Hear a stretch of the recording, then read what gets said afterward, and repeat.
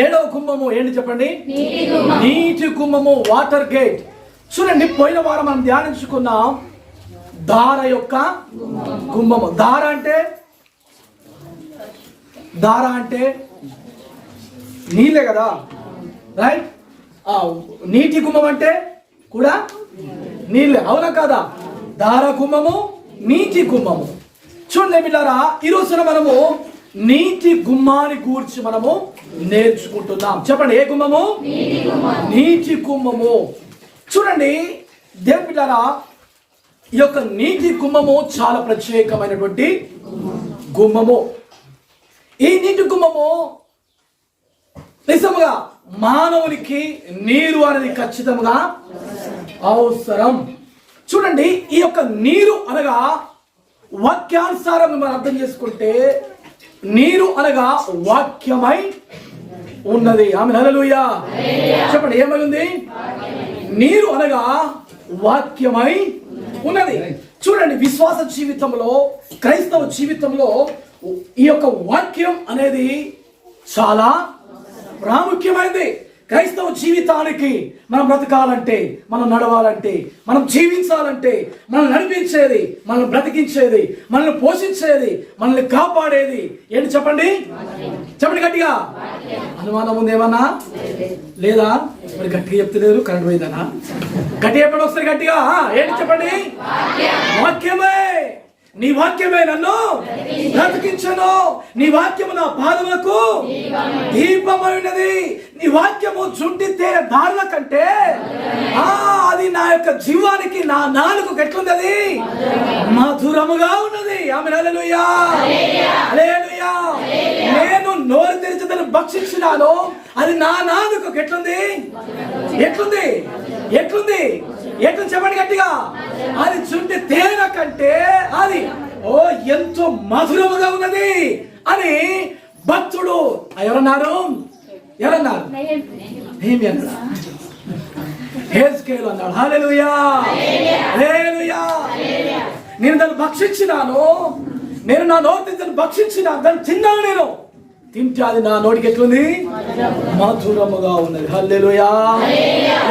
చూడండి, దేవుని యొక్క వాక్యము మనల్ని బ్రతికించేది, దేవుని యొక్క వాక్యము మనల్ని పోషించేది, దేవుని యొక్క వాక్యము మనల్ని నడిపించేది. ఇలాంటి వాక్యము నిజముగా మన జీవితంలో మనం కలిగి ఉండడం చాలా అవసరమై ఉంటుంది. ఈ వాక్యము మన జీవితాలలో అది చక్కపరిచేదిగా ఉంది. హల్లెలూయా చెప్పండి. ఏం చేసేదిగా ఉంది? ఏం చేస్తే చెప్పండి? చక్కపరచడం అనగా పవిత్ర. దేవుని యొక్క వాక్యము మనుషుల్ని, మానవుల్ని, మనలను, దేవుని యొక్క మాట ఏం చేస్తుంది చెప్పండి? ఏం చేస్తుంది? మనల్ని శుద్ధీకరిస్తుంది, మనల్ని పవిత్రపరుస్తుంది. చదవండి ఒకసారి దయచేసి యోహాను సువార్త 15:3. యోహాను సువార్త 15:3. నేను మీతో చెప్పిన మాటను బట్టి మీరు ఇప్పుడు పవిత్రులై ఉన్నారు. హల్లెలూయా, హల్లెలూయా. చూడండి పిల్లరా, నేను ఇప్పుడు చెప్పిన మాటను బట్టి, దేన్ని బట్టి చెప్పండి? దేన్ని బట్టి? మాటను బట్టి మీరేమైనారు? మీరు ఇప్పుడు పవిత్రులై ఉన్నారు. ఆమేన్, హల్లెలూయా. అనగా దేవుని యొక్క మాట, దేవుని యొక్క వాక్యము మనుషుల్ని ఏం చేస్తుంది చెప్పండి? చెప్పండి, ఏం చేస్తుంది చెప్పండి? పవిత్రము చేస్తుంది, పరిశుద్ధపరుస్తుంది. దేవుని యొక్క వాక్యము అంత అందుకనే నా మాట అగ్ని వంటిది కాదా, నా మాట బండను బద్దలు చేస్తే శుద్ధ వంటిది కాదా? కాదా? దేవుని యొక్క మాట వాక్యమైనది. హల్లెలూయా చెప్పండి. ఏమైంది? ఏమైంది? ఆది యందు వాక్యం ఉండెను, వాక్యము దేవునితో ఉండెను, ఆ వాక్యమే దేవుడై ఉండెను, ఆ వాక్యమే దేవుడై ఉండెను. దేవుని బిడ్డలారా, ఆత్మ జీవితంలో ఈ యొక్క వాక్యం ఏం చేస్తుందంటే శుద్ధీకరిస్తుంది, కడుగుతూ ఉన్నది. చూడండి, ఎఫెసీ రాసిన పత్రిక 5:27. 5:27. 5వ అధ్యాయం 27. అటువలే క్రీస్తు కూడా సంఘమును ప్రేమించి అది కళంకమైనను ముడత అయినను అట్టిది మరి ఏ నిర్దోషమైనదిగాను మహిమగల సంఘముగాను ఆయన తన ఎదుట దాన్ని నిలబెట్టుకొనవలెనని వాక్యముతో ఉదక స్నానము చేత దాన్ని పవిత్రపరిచారు. చూడండి, సంఘములో ఎలాంటి లోపము లేకుండా, సంఘము అనేది అపవిత్రము ఉండకుండా, సంఘము నిర్దోషమైనదిగా ఉండాలని, సంఘము పరిశుద్ధమైనదిగా ఉండాలని సంఘము నువ్వు ఏం చేస్తుందంటే వాక్యమును ఉదక స్నానము అనేది జరిగిస్తూ ఉన్నాడు. హల్లెలూయా, హల్లెలూయా. దేవుని యొక్క మహిమ ఎదుట నిలబెట్టాలని, మహిమ గల సంఘముగా ఆయన ఎదుట నిలబెట్టాలని, దేవుని ఎదుట సంఘము మహిమ కలిగిందిగా ఉండాలని, అనగా ఏ కల్మషము, ఏ యొక్క నిర్దోషత్వము, లేకపోతే ఏ తప్పిదము, ఏ పాపము అనేది లేకుండా నిలబెట్టబడాలని దేవుడు ఏమి ఇస్తున్నాడు? వాక్యం అనే ఉదక స్నానము చేత దాన్ని పవిత్రపరుస్తూ ఉన్నాడు. హల్లెలూయా. అంటే ఇప్పుడు వాక్యం ఇప్పుడు ఏం చేస్తుంది? సంఘాన్ని ఏమిస్తుంది? నిర్దోషమైన సంఘంగా మారుస్తుంది. ఈ యొక్క వాక్యము యొక్క ఉదక స్నానం ఏం చేస్తుంది సంఘములు అంటే? పరిశుద్ధమైన సంఘముగా మారుస్తూ ఉన్నది. హల్లెలూయా. అవునా కదా? అవునా కదా?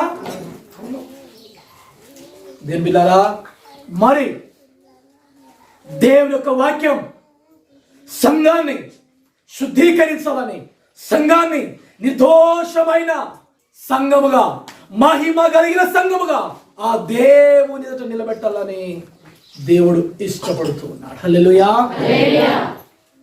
ఈ యొక్క నీటి గుమ్మము అనగా ఏంటి చెప్పండి? ఏంటిది? వాక్యపు గుమ్మము. వాక్యానుసారంగా మనం జీవించాలి, వాక్యానుసారంగా బ్రతకాలి. వాక్యం చేత దినదినము నిత్యము మనము హెచ్చరించబడుతూ మనము మన ఆత్మీయ స్థితిని బాగు చేసుకోవడం చాలా అవసరమై ఉంటుంది. హల్లెలూయా. నా వాటిని బట్టి మీరు ఇప్పుడు ఏమైనారు? పవిత్రులైనారు. మీరు వాక్యమైన ఉదక స్నానం చేత మీరు ఏం కావాలి? ఏం కావాలి? మీరు మీరు పవిత్రపరచబడి పరిశుద్ధపరచుటకై దానిని తను తాను అప్పగించు. తను తాను దాని కొరకే. ఎందుకు తెలుస్తుందా? దేవుని పిలుచునండి. ఇప్పుడు ఈ యొక్క సంఘాన్ని ఆ యొక్క ఇక్కడ రాయబడిన ప్రకారము సంఘం ఇప్పుడు దేవుని ఎట్లుండాలట? ఎట్లుండాలట? నిర్దోషమైనదిగా, మహిమ గల, అంటే ఏ కల్మాషం లేని సంఘం ఉండాలని అక్కడ భక్తుడు ఇష్టపడుతూ ఈ మాటను రాస్తాడు. మీరు ఏం కావాలి? ఇప్పుడు వాక్యం అనే ఉదక స్నానం చేత దేవుని మీద చూడండి. ఇక్కడ మనం పరిశుద్ధ గ్రంథంలో ఆలోచన చేస్తాం. ఇదే నెహెమ్యా గ్రంథంలో మనం ఆలోచన చేసినట్లయితే ఈ యొక్క నెహెమ్యా గ్రంథంలో ఇప్పుడు 8వ అధ్యాయం రాయబడిన మాటలు ఒక్కసారి చూద్దాం దయచేసి. 8వ అధ్యాయం మొదటి వచనం. 8వ అధ్యాయం మొదటి వచనం. 7వ నెల రాగా ఇశ్రాయేలీయులు తన పట్టణములలో నివాసులై ఉండిరి. అప్పుడు జనులందరూ ఏక మనస్కులై వాటి గుమ్మం ఎదుటనున్న మైదానమునకు వచ్చి. మంచిగా ఉన్నాం అక్కడ అదే మాట. 7వ నెల రాగా ఇశ్రాయేలీయులు తమ పట్టణములలో నివాసులై ఉండిరి. అప్పుడు జనులందరూ ఏక మనస్కులై నీటి గుమ్మము ఎదుట మైదానమునకు వచ్చి ఇశ్రాయేలును ఆజ్ఞాపించిన మోషే ధర్మశాస్త్ర గ్రంథమును తెమ్మని ఎజ్రా అను శాస్త్రితో చెప్పగా యాజకుడైన ఎజ్రా 7వ మాసము మొదటి దినమున చదవబడిన దాని. చాలు ఇక్కడ చాలు. నీకు కొంచెం మీకు అర్థమయ్యేటట్టు చెప్తాను. ఇక్కడ ఏం రాయబడ్డది అనేది మీ ఇంటికి వెళ్తా ఒకసారి మళ్ళీ ఒకసారి చదవండి. సరేనా? రైట్. దేవుడు చూడండి, ఇప్పుడు ఈ యొక్క యెరూషలేమును ప్రాకారం కట్టడం ఉద్దేశం ఏంటి తెలుసునా? ఆ ప్రజలు క్షేమముగా ఉండాలని, యూదా జనాంగము, ఆ యొక్క నెహెమ్యా యొక్క ప్రజలు క్షేమముగా ఉండాలని, ఈ యొక్క పడిపోయిన ప్రాకారములు, కాల్చబడిన గుమ్మములు కడుతూ వారి క్షేమాన్ని కొరకు, యెరూషలేము యొక్క ప్రజల యొక్క క్షేమాన్ని కోరి ఈ యొక్క పట్టణం యొక్క ప్రాకారములు, గుమ్మాలను కడుతూ నిలబెడుతూ ప్రతిష్ఠిస్తూ ఉన్నాడు.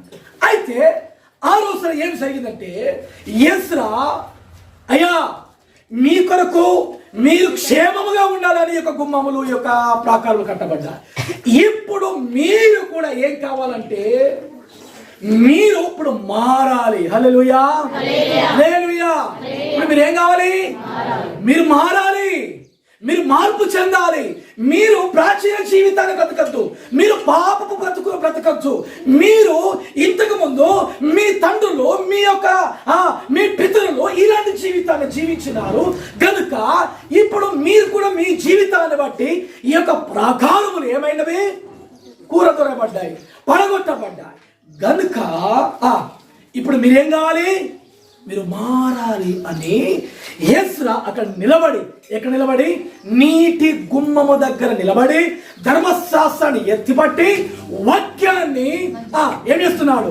ధర్మశాస్త్రాన్ని అందరికి గట్టిగా పైకి ఎత్తి చెబుతూ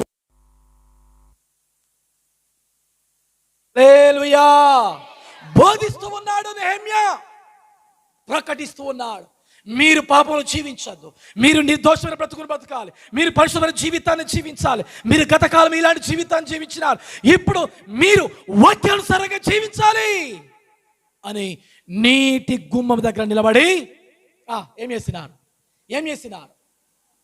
ఎజ్రా భారముతో ఏం చేస్తున్నాడు?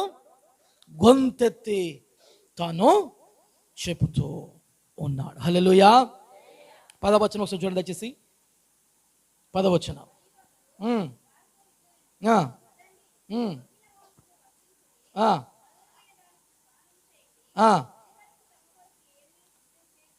అమ్మ ఒకసారి 9వ వచనం చదవండి. 9వ వచనం రైట్.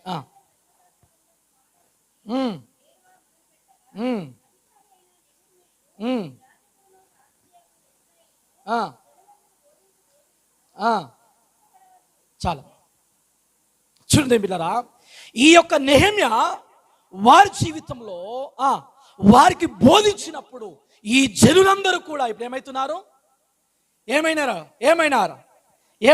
ఒకసారి 3వ వచనం చదవండి అమ్మా. 3వ వచనం.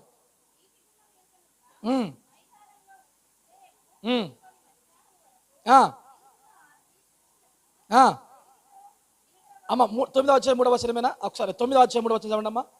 ఒకసారి 9వ అధ్యాయం 3వ వచనం.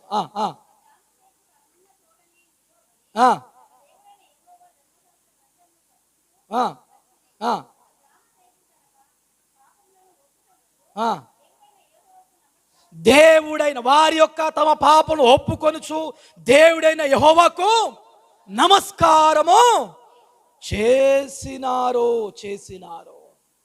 5వ వచనం, 8వ అధ్యాయం 5వ వచనం ఒకసారి చూద్దాం దయచేసి. 8వ అధ్యాయం 5వ వచనం. అందరికంటే ఎత్తుగా నిలబడి జనులందరూ చూస్తుండగా గ్రంథం విప్పి నిలబడిరి. ఎజ్రా మహాదేవుడైన యెహోవాను స్తుతింపగా జనులందరూ తమ చేతులెత్తి ఆమేన్ ఆమేన్ అని పలుకుచు నేలకు ముఖములు వంచుకొని యెహోవాకు నమస్కరించి ఆమేన్. హల్లెలూయా. చూడండి బిడ్డారా, ఆ యొక్క నీటి గుమ్మము దగ్గర ఏమి జరిగింది? ఒక గొప్ప మహా అద్భుతము జరిగింది. హల్లెలూయా, హల్లెలూయా. ఆ యొక్క నీటి గుమ్మము దగ్గర ఎజ్రా నిలబడి ఏం చేస్తున్నాడు? ఎత్తుగా నిలబడి ఆ జన్మందరూ చూస్తుండగా ఆ గ్రంథము విప్పి, ఆ యొక్క పరిశుద్ధ గ్రంథాన్ని విప్పి, ఆ యొక్క ధర్మశాస్త్రాన్ని విప్పి గట్టిగా వారికి ఏం చేసినాడు? బోధించినాడు. చదివినప్పుడు అందరూ కూడా చెబుతున్నప్పుడు ఆమేన్ ఆమేన్ అని అంటున్నారు. హల్లెలూయా, హల్లెలూయా.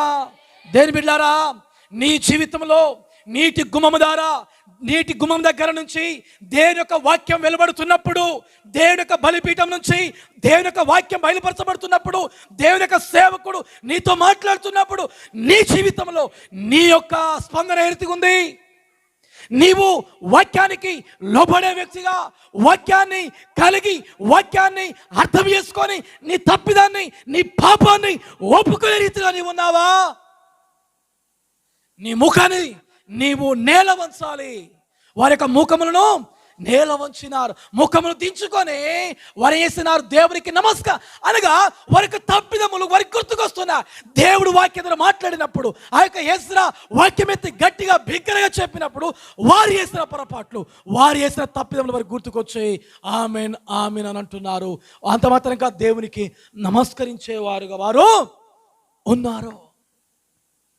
దీని బిడ్డలారా, ఆ యొక్క యూదా జనాంగం, ఆ ప్రజలు ఆ నీటి గుమ్మము ద్వారా వాక్యం ఎత్తి ఎజ్రా మాట్లాడినప్పుడు గోడ ఏడుస్తూ ఉన్నారు.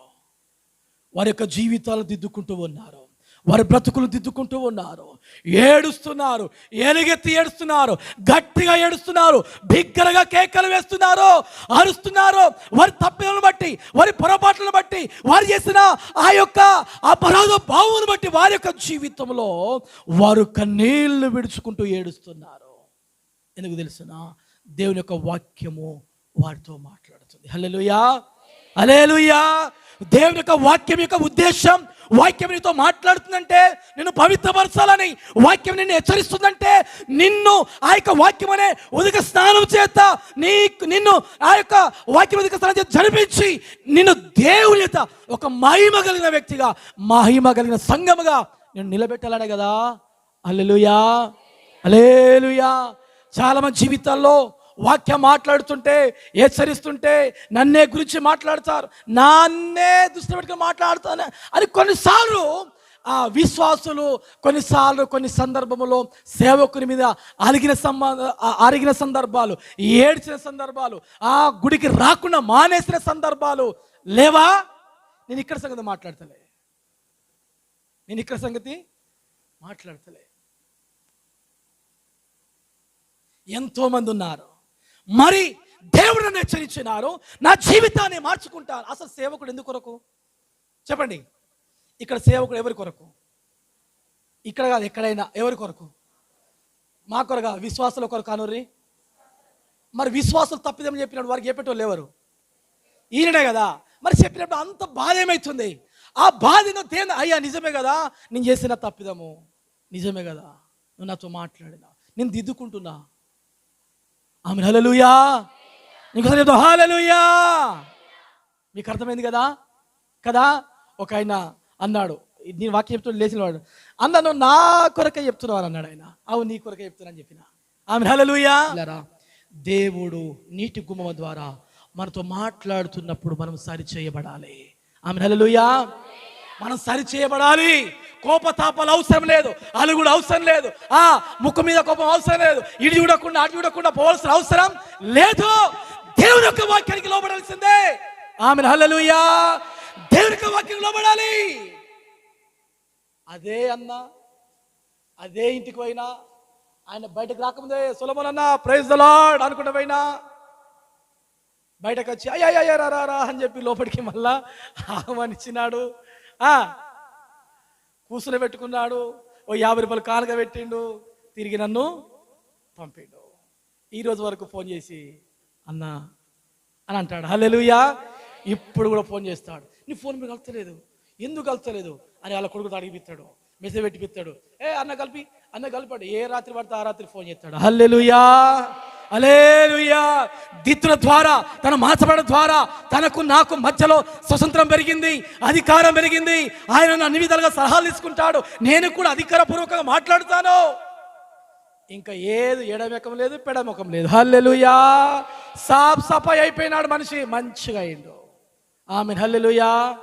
మంచిగా అయిండు. మానవుల జీవితంలో పొరపాట్లు ఉన్నాయి, దిద్దుకోవాలి. హల్లెలూయా. దేవుని బిడ్డలారా, లేకపోతే నీ జీవితం ఇంకా నష్టపోతావు. ఇంకా నీ జీవితంలో నీవు నష్టపోతావు, నీ కుటుంబం నష్టపోతావు, నీ పిల్లలు నష్టపోతావు. నీ కుటుంబం ఒకవేళ రోడ్డు పాలైతే నీ పరిస్థితి ఏంటి? ఇప్పుడు కొంచెం బాధ అవుతుందేమో, ఇప్పుడు కొంచెం దుఃఖం అనిపిస్తుందేమో, అరే నా గురించి చెప్తున్నామో అనిపిస్తుందేమో. కానీ రేపు నీ కుటుంబము బజారు పాలైతే, నీ భార్య ఒకవేళ విధవరాలైతే, లేకపోతే నీ కొడుకులు, లేకపోతే నీ బిడ్డలు, నీ ఇంటి వారు ఒక తండ్రి లేని వాడైతే ఏంటి పరిస్థితి? అందుకే కదా దేవుడు నిన్ను హెచ్చరిస్తున్నాడు, అందుకే కదా నీతో మాట్లాడుతున్నాడు. వాక్యం మాట్లాడుతున్నప్పుడు, వాక్యం వింటున్నప్పుడు దేవుని యొక్క మాటకు నీవు ఖచ్చితంగా లోబడాలి. ఎలుగెత్తు ఏడుస్తుంటే ఇప్పుడు అంటున్నాడు నెహెమ్యా ఏమంటున్నాడు? నెహెమ్యా తిరిగి వదాల్సి, అయ్యా ఏడవద్దు, ఇక ఏడవకండి, మీ దుఃఖ దినములు సమాప్తములైనవి. ఆమేన్, హల్లెలూయా, హల్లెలూయా. ఇది మహాదినము, ఈ దినమును దేవునికి మీరు ప్రదర్శించుకోండి అని సంతోషంగా ఉండండి, సంతోషంగా జీవించండి, సంతోషంగా బ్రతకండి అని చెప్తున్నాడు. హల్లెలూయా. మీ దుఃఖము సంతోషమగును. ఆమేన్ హల్లెలూయా. మీరు దుఃఖింతురు కానీ మీ దుఃఖం సంతోషం. నీ దుఃఖాన్ని సంతోషం. ఈ ఆనాడు ఆ ప్రజల పరిస్థితి అదే. మహారోధనకు వెళ్ళినారు, మహావేదక పరిస్థితికి వెళ్ళినారు, దుఃఖంలోనికి వెళ్ళినారు. దేవుని బిడ్డలారా, ఈ నీటి గుమ్మ ద్వారా ఎజ్రా ఆ యొక్క ఆ వాక్యం మీద చెప్పినప్పుడు జనులందరూ కూడా మార్చబడ్డారు. ఆమేన్ హల్లెలూయా. జనులందరూ కూడా దిద్దుకున్నారు. నువ్వు దిద్దుకోనవలసిన అవసరత ఉన్నది. హల్లెలూయా, హల్లెలూయా. చూడండి బిడ్డలారా, దేవుని యొక్క వాక్యంలో ఎప్పుడు కూడా పొరపాట్లు ఉండవు. గుర్తుపెట్టుకోండి.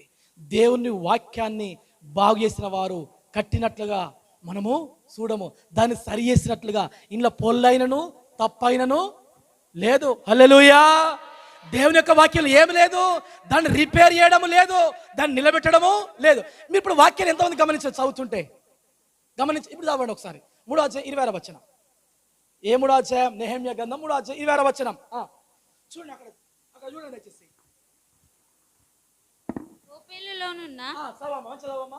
ఓపేలులోనున్న నేతినీయులు తూర్పు వైపు నీటి గుమ్మము ప్రక్కను దానికి సంబంధించిన గోపురము దగ్గరను బాగు చేసిరి. చాలు. ఆమేన్ హల్లెలూయా. ఇప్పుడు వేరే వచనం ఒకసారి చూద్దాం. 15వ వచనం చూడమ్మా ఒకసారి. 3వ అధ్యాయం.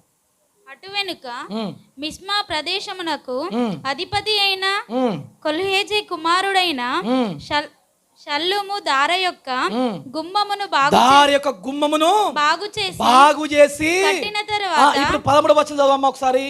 లోయ ద్వారమును హానును జానోహా కాపురస్తులను బాగు చేసి కట్టిన తరువాత దానికి తలుపులను తలుపులను గడియలను అమర్చి. ఇట్లా చూడండి, ప్రతి గుమ్మము దగ్గర రిపేర్ చేసినట్లుగా అమర్చినట్లుగా కనబడుతుంది, కానీ ఈ గుమ్మము దగ్గర రిపేర్ చేసినట్టుగా లేదు. హల్లెలూయా, హల్లెలూయా. నీటి గుమ్మము దగ్గర రిపేర్ అయినట్లుగా, దాన్ని బాగు చేసినట్లుగా అక్కడ మనం చూడడము లేదు.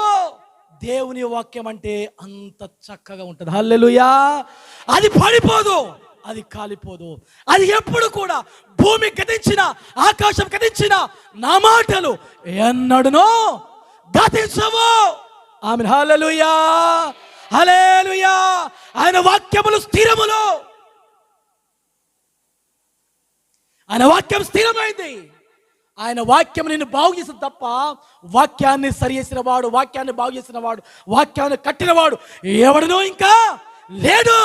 ఎందుకంటే వాక్యమే దేవుడై ఉన్నాడు. హల్లెలూయా, హల్లెలూయా. దేవుని బిడ్డలారా, మన ఆత్మీయ జీవితంలో దేవుని హెచ్చరిస్తున్నప్పుడు నువ్వు ఇప్పుడు ఏం కావాలి చెప్పండి? ఏం కావాలి చెప్పండి? నీ జీవితంలో నువ్వు వాక్యములో లోతైన అనుభవంలోనికి నువ్వు రావాలి. ఆమేన్ హల్లెలూయా. ఏ అనుభవంలోకి రావాలి? నువ్వు వాక్యానుసారంగా జీవించే వ్యక్తిగా ఉండాలి.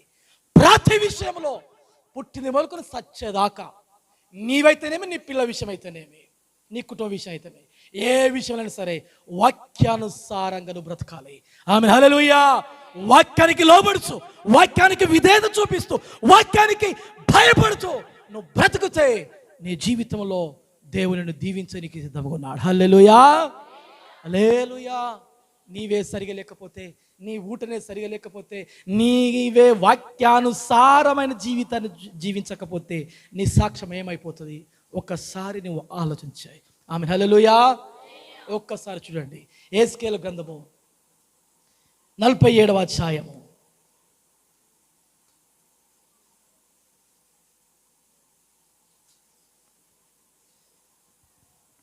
మొదటి వచనం.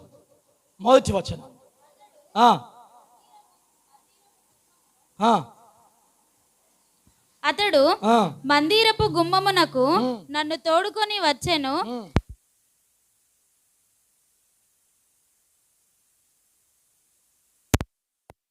మందిరపు గడప క్రింద నుండి నీళ్లు ఉబికి తూర్పుగా పారచ్చు. ఎట్లా మనము ఒక లోతైన అనుభవం కలిగిన వ్యక్తులం ఉండాలి. హల్లెలూయా. అందుకే ఒక్క పూట అయినా బైబిల్లో బట్టి ఒక్క 5 నిమిషాల్లో మీరు 2 గంటలు చదవగలరు. రీల్స్ చూడడానికి, ఫేస్బుక్ చూడడానికి, వాట్సాప్ చూడడానికి, ఆ మనుషులతో మాట్లాడడానికి అటువనికి ఇటువనికి టైంలు గంటలు గంటలు చదవచ్చిన వాళ్ళు పెద్దవాళ్ళు కూడా ఉన్నారు. గంటలు గంటలు ముచ్చలు పెడతారు, కానీ బైబిల్ చదవలేదు. నీ అనుభవం ఎక్కడ కావాలి? లోతైన అనుభవం.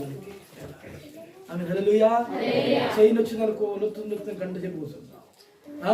మెడల్లో వచ్చాయనుకో, కడుపులో వచ్చిందనుకో అయ్యా అనుకుంటా ఇంటికాడ కూర్చుంటా. నీ జీవితం దేవుడికి మంచి చదువునిచ్చినప్పుడు నువ్వేం చేయాలంటే కనీసం వాక్యానికి నువ్వేమివ్వాలి? ఆ వాక్యం యొక్క అనుభవంలోనికి నువ్వు రావాలి. హల్లెలూయా. వాక్యంలో నువ్వు ఎదగాలి. మా ప్రయాస అంతా కూడా అదే. ఎందుకు ఇంత ప్రాపర్గా మీకు ఇంత కష్టపడి చెప్పాల్సిన అవసరం ఏంటి అంటే మీరు నేర్చుకోవాలి. చదవచ్చిన వాళ్ళు, చదువురాని వాళ్ళు ఏం కావాలి? మీరు నేర్చుకోవాలి. అది ఇట్లా మీ హృదయంలో ఉండాలి అన్నదే నా యొక్క ఆలోచన. అందుకనే నేను ఎప్పుడు వాక్యం మొదలుపెట్టినా ఒక సందర్భాన్ని తీసుకొని దాన్ని మీకు చేయడము. ఆమె హల్లెలూయా. ఇప్పుడు ఇది ఎన్ని రోజులు మొదలుపెట్టి? ఎప్పుడు మొదలుపెట్టాము? ఎన్ని వారాలు? 7 వారాలు. మధ్యలో 2 వారాలు గయమైనవి. ఆ గంటే ఈస్టర్ వచ్చింది, ఆ మట్టల ఆదివారము వచ్చింది కదా. అంటే ఇంచుమించు 9 వారాలు అవుతుంది. ఇంచుమించు 2 నెలలు అయిపోయింది. ఆమె హల్లెలూయా. అయినా మీరు చాలా మంచి వాళ్ళు గుర్తుపెట్టుకున్నారు. 1 అనగానే చెప్తున్నారు, 2 అనగానే చెప్తారు. ఇంకా నా ఆలోచన ఏంటంటే మీ ఇళ్ళల్లో, మీ ఇంటి దగ్గర, మీ కుటుంబ జీవితంలో మీరు వాక్యానుసారంగా ఎదగాలి. హల్లెలూయా. గొప్పవారు కావాలి. మీరు లోతైన వాక్యములో లోతైన వారుగా ఉండాలి. ఆచరణ కాదు. ఇది మంచి రోజు ఇచ్చాడు, ఇది మంచి, ఇది మంగళవారం, ఇది బుధవారం, ఇది ఇళ్ళ కాదు. మీరు ఇళ్ళ కాదు మీకు అనుభవం కావాల్సింది. ఇది ఉన్న ఒకటే లేకపోయినా ఒకటే. దానివల్ల మీకు ఏం ప్రయోజనం లేదు. ఏమైనా ప్రయోజనం ఉందా మంచి రోజు చేసుకోవాలి? ఏం లేదు. మనం పుట్టినప్పుడు వచ్చినప్పుడే లేదు మంచి రోజు. మనం పుట్టినప్పుడు వచ్చినప్పుడే ఆ వాసన వాళ్ళు అన్ని పక్కన ఏది మంచిదైతే అది చేయండి. హల్లెలూయా. హల్లెలూయా. మన జీవితంలో దేవుని యొక్క చిత్తం లేకుండా ఏది కూడా మన జీవితంలో